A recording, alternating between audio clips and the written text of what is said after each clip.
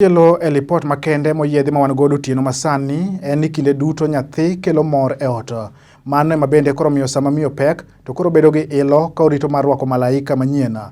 Tho mar nyathi e ich e kinde ma miyo konyore kata mana e seche ma bende nyathi pod nie ich en gino mosebedo achiedh nade kendo koro miyo mine bedo gi pek ahinya kinde ge koma bende koro gidhi konyruok.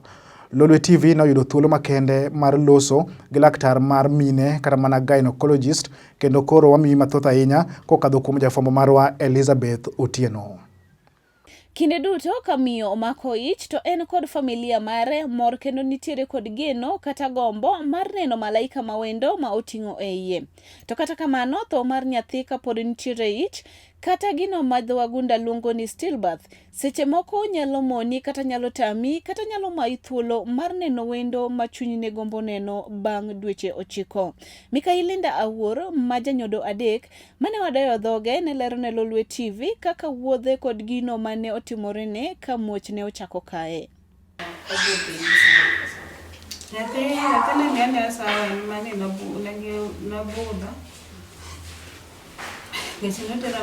Emergency. Kung kano to emergency dabo, doon nang siya puno sa boro to. Dito ko na operation sa boro. The next day, manya kaya beta moboli yate ko sa.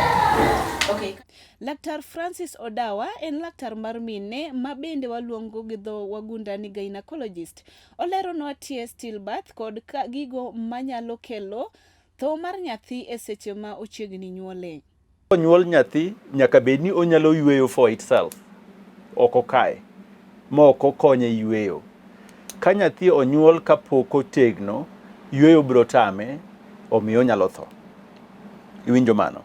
Now, ka nyathi otho e od min gi, e seche ma onego bed ni osetegno, ma konyuole to nyalo survive. Kaka wang'e koka chieth kod World Health Organization, nyathi mosechopo wige 28 onego bed ni nyalo survive oko ka.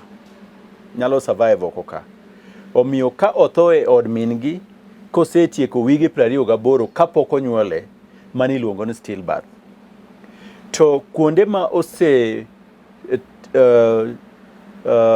timo advances in healthcare, awachin kaka Europe, kaka Australian like, inuang'o ni nyathi kata ma en wige 24 nyalo survive oko. In fact, WHO, ma en World Health Organization, define abortion mano ka nyathi owuok kapok onego bed ni onyuole at 20 weeks, wige 20. Omiyo en a bit of a complexity kai.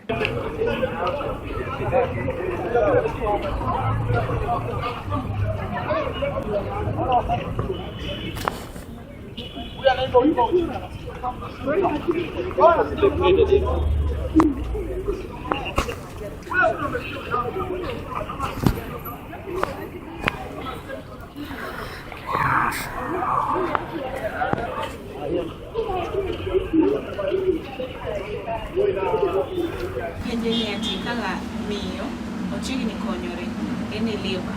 Koro kochopo osi to ng'ise ni ati nyathino osetho e iye. Ere kaka nyathini endi nyalo gol e iye, onyalo nyuol nomadhi koso nyatere CS.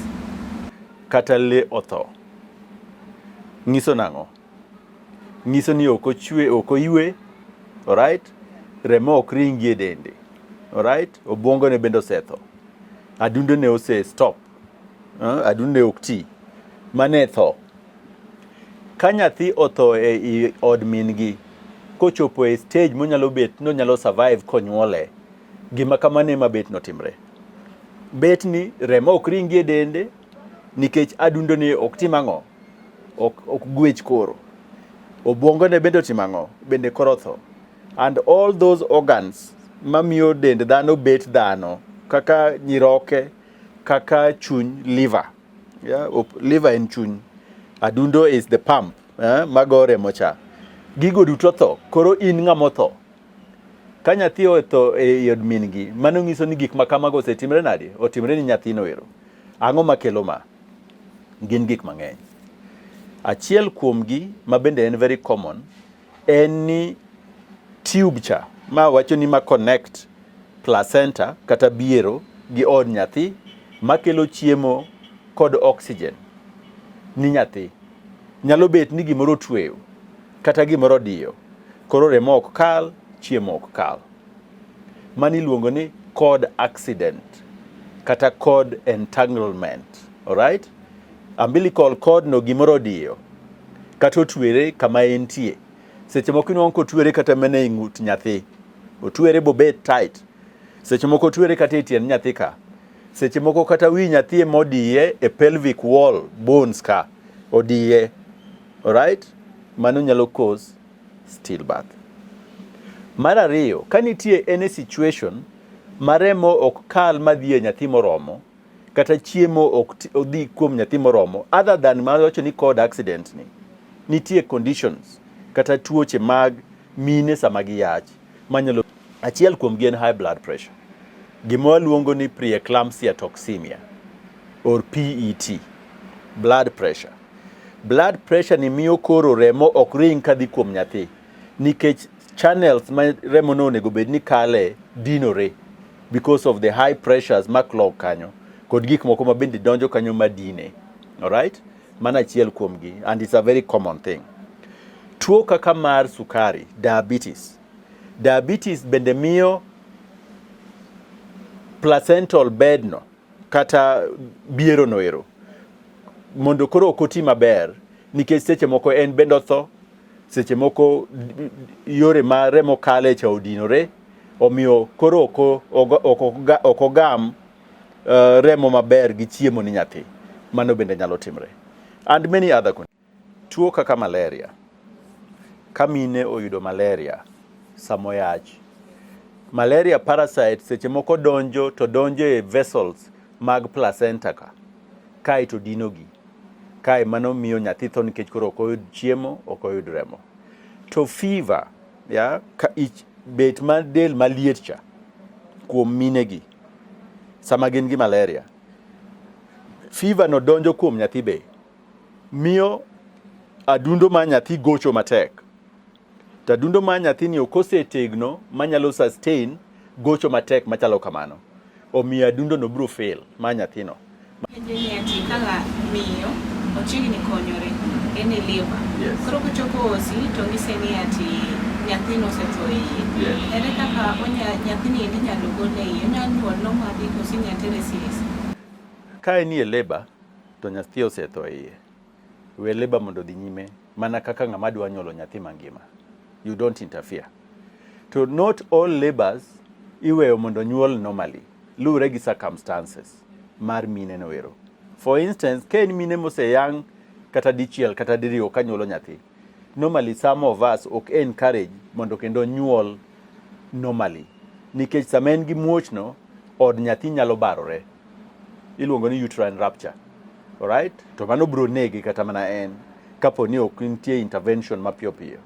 Omiyo ka en mama ma osenyuol normally kata pok onyuol, to nyathino ero to tho at a stage ma bende ineno ko ok oduong' ahinya, kata obed mana no osechopo ndalone, tiweya labor no odhi nyime. But you monitor mondo you make sure ni labor no dhi nyime kaka dwarore. Kapo ni nitie gimoro matimre marach kata ochako chwer mang'eny, kata ineno ka gini kawo seche mang'eny ahinya to nyathino ok nyal kalo, mani nyalo timore cesarean section. To ka nyathi otho to nosetim ni mama ni cesarean section dichiel ariyo kata mohingo ariyo no ero, to en nyathi mosechopo ndalone nikech koro duong'. Sama en gi muocha, od nyathi nyalo barore, omiyo ibro tere timang'o? Iltimone cesarean section. Kapo ni nyathi tin, ok en mosetegno ahinya, wach ni between wige 20 kata gi 30, kata osebet ni osebare, to nyathi ni tin, wang'e very well ni kata ka en gi muoch, contractions no ero, muoch no, ok bi bet matek ahinya manyalo miyo od nyathino barre. Mano be pod inyalo monitor, tiweyo timang'o? Onyuol normally. Iwinjo? To kapo ni gini ofweny kapok odhi e labor. Kapok odhi e labor, to inyalo timo gima iluongo ni induction. Ichako ne labor no ero. Mani iluongo ni induction of labor. To mani timo for those people mapok obar od nyathigi. Emi timo ni induction. Jogo mose bar nyithigi, normally induction is not safe. nikech contractions mabiro biro gin matek ahinya, omiyo nyalo baro od nyathi. Gin achiedh nade mage mamiyo nyalo bedo godo tok kokalo e chandruok mar stillbirth? Ka en mama manigi hypertension kata high blood pressure, alright, emokelo stillbirth no ero, nyaka koro chiedhe mondo make sure ni o recover fully, alright. Mar ariyo, luwre kod sama ofweny stillbirth ni e. Inyalo nwang'o ni nyathino otho e ich kae, to ok ofweny for a long time. Bokawo kata mana wige mohingo 2. Normally gima wang'e ni timore, kaka rembe tiyo, ing'e ni remb dhano, kapo ni kata gimoro ng'adi onego bed ni chung', inyalo chwer matin tayo to dok ochung'. Sama mine onyuol, normally inevitably nyaka ochwer, isn't it? To nitie changes matimre ga e remo ma mine gi, sama obet gi stillbirth ma ok ofweny for a long time, mamiyo koro potno mar remo ni ok timre. Clotting mar remo ni ok timre. Omiyo nyalo chwer mfululizo, monyalo kata mana tho. Omiyo mano nyaka ng'i very carefully. An mano gima jochieth ong'eyo. Ni kapo ni nyathini no otho gi chon ko ok ofweny, to bende nyalo ng'eyo sama nyathino owuok, kane osebet for a long time iye kanyo, ibiro neno kaka piene gi duto pil, opilore. Mani luongo na a macerated stillbirth. Macerated stillbirth. As opposed to a fresh stillbirth, manotho kapok obudho ahinya, to fweny kapok obudho bonyuole. Iwinja maler. Omiyo macerated stillbirth nyalo kelo gik maricho kuom mine ni nikech onyalo chwer mang'eny ahinya. Seche moko bende onyalo bet gi infection. Luwre gi gima nokelo the stillbirth. Infection nyalo betie monego fweny mondo chiedh. Bende napenjo daktari, en ndalo adi mamiyo onego kaw kapok otemo manyo nyathi machielo? Ing'eyo, kane in gi aim mar bet gi nyathi, ti lose nyathini e, paro ni ng'enyne en ni dwani mondo itim ang'o? Mondo replace. However, just like in normal circumstances, mita kata yudo an abortion, leave alone stillbirth, ibet gi abortion, ma en kama notimore nyathi uwo kapok ochopo wige 20. To mae to nyathi motho. Kata mana bang' nyuol, kae to nyathi otho bang' nyuol. Normally wa encourage mine mondo oywe matin, mondo dende oduog to a normal state, mok mar pregnancy, alright? To a normal state. Normally post pregnancy kinyuol, nitie the first 6 weeks, mani luongo ni puerperium. Mondo period no kali, ndelego bende podi chwer gini, ng'eny gi pod chwer seche goeko.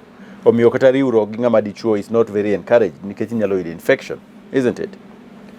Bang' dwe 3, kama nene biero obetie od nyathi kaecha, bet kosechango maber.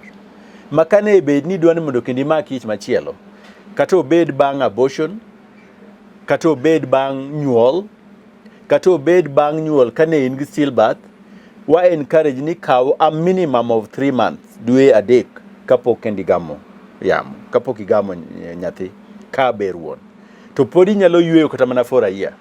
For instance, kane in gi high blood pressure, ok birumo immediately, it will take a long time. Ka in gi diabetes, ma obiro ni kech ich, iluongo ni gestational diabetes. Effects mag tuo no pod nie dendi. Ibro dwaro mondo dendi o recover mondi eka kendi nyalo timang'o mondo imak ich. Omiyo gini lure kod circumstance mobetie. To minimum onego bed dwe 3 kapok kendi magamo ich. Tho mag nyithindo e ich ka osechopo ndalo mag dak e piny kaendi mako tiyo kod muya mar mingi, kata gino ma waluongo ni stillbirth, seche mamiyo okonyore gin atamalo 21.8 kuom nyithindo maromo 1,000 ma inyuolo e pacho kae. Ne Lolwe TV, Elizabeth Otieno.